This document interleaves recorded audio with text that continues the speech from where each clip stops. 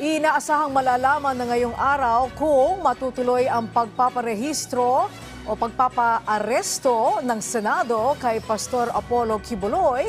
Ito ay dahil hanggang ngayong araw na lamang maaring mangalap ng pirma sa mga senador para baliktarin ang contempt order laban sa religious leader. Si Daniel Manalastas sa Sentro ng Balita Live.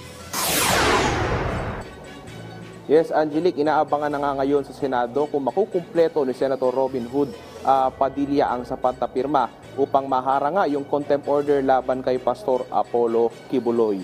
Kumbaga ay para mapadalo nga sa pagdinig ng Senado kaugnay ng mga alegasyon laban sa kanya. Kailangan ni Senator Padilla ng 8 senador na pipirma o mayorya ng miyembro at ex-officio members ng Senate Committee on Women.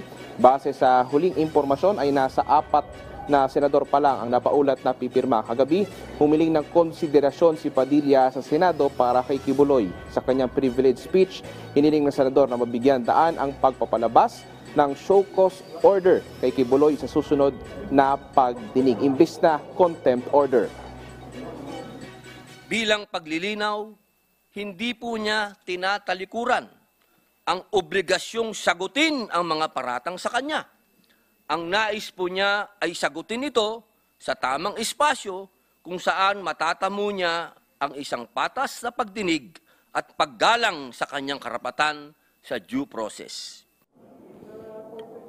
Bumuelta naman ang isa sa mga abogado ni Kibuloy kay Senator Risa Hontiveros kasunod ng pagre-react daw nito sa lumabas sa social media na kondisyon umano ni Kibuloy para dumalo sa pagdinig. Pinabulaanan nila na may ganito silang hakbang. Kahapon pinahapyaw yan ni Senator Hontiveros.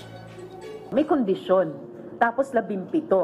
Sabi ko nga, dinaig pa yung 10 utos ng Diyos. All expenses incurred from this trip, including private jet flight, back and forth, with parking in NAIA, food according to my dietary requirements, and fees for accommodation in a 5-star hotel for me and my party must be shouldered by your office. So wow, kukulangin pa talaga yung ipinalimos niya sa mga tao niya.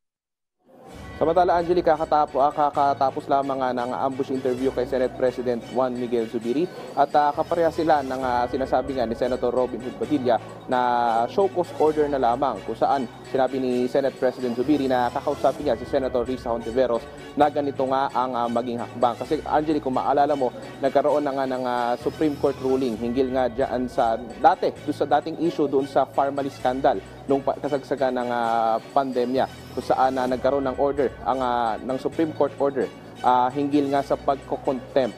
So aabangan natin at show cause order na lamang at medyo technical na, Angelique, din itong show cause order. Basically ang ibig sabihin lang nito ay pagpapaliwanagin si Pastor Apollo Kibuloy. Angelique?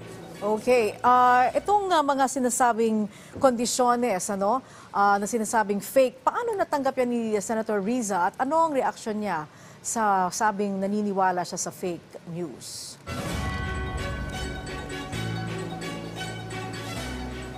Angelica, base sa sinabi ng kampo ni Senator Risa Hontiveros, ay nabasa lang nila yan sa social media at pinabulaanan nga ng abogado ni Pastor Apollo Kibuloy yun nga 17 na conditions. At nung una, nabigla nga ito si Senator Hontiveros dahil malaman yung mga kondisyones na yun pala ay pinabulaanan na ng kampo ni Kibuloy. Okay, maraming salamat sa iyo, Daniel Manalastas.